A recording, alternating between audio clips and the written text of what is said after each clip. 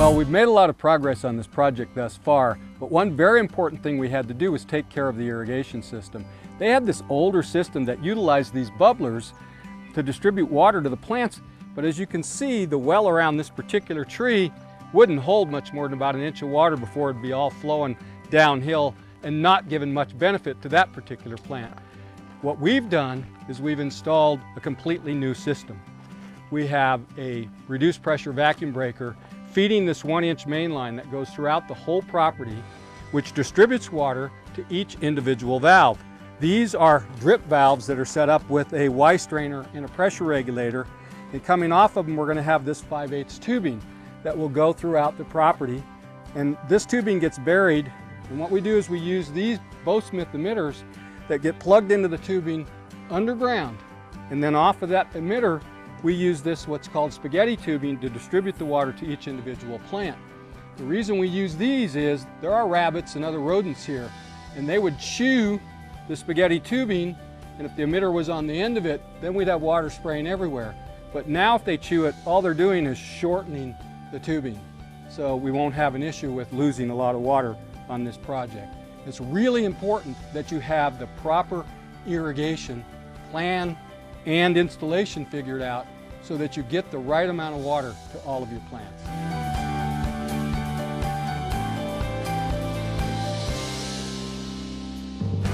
So while we're finishing up the irrigation, let's head on over to Lawns at the Hermosa Inn and check in with Chef Jeremy Pacheco.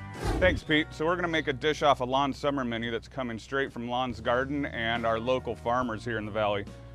So what we've got here is we've got a squash blossom with the fruit on.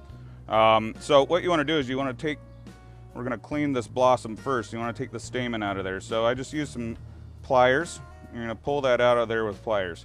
So we're just gonna set those aside for a minute while we make our mixture of stuffing. So what we're gonna do is stuff these with a goat cheese. And so we're gonna use a couple different types of their goat cheese. So this is their chev, and this is called quark. So this quark is almost like a yogurt. And we're gonna add some of that just so we can smooth it out just a little bit. We're gonna take some fresh chives out of the garden. Give those a quick chop. Add those and some parsley.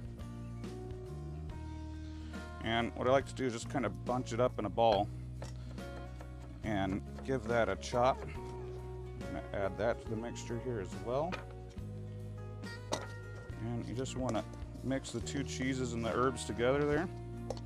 And we're gonna add the mixture to a piping bag. So we've got a plastic piping bag. And you're gonna stuff it straight into the blossoms. So you get the tip of the bag straight inside there and squeeze about 1 ounce cheese right inside. And we're gonna set those aside until we're ready to fry them off. Next thing we're gonna do is make the tempura batter that we're gonna fry these off in. So what we have here is a 1/2 cup of all-purpose flour, 1/2 cup of cornstarch, and in a separate mixing bowl, we're gonna add 1 egg yolk. So we're just gonna crack that egg, split it in half, and separate the white off. Put the yolk in the bowl, and then you want to use cold sparkling water. So that the sparkling water and the coldness is actually what makes the tempura batter crispy. So we're just gonna mix that together. So it's the egg and the soda water. And then we're gonna add that. I'm gonna set that aside for just a minute, and just gonna make a real quick and easy vinaigrette. I'm gonna zest this lemon and zest the orange real quick.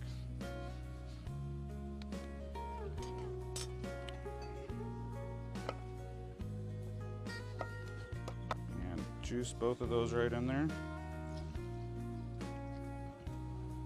Okay, then we're gonna take some Queen Creek olive oil.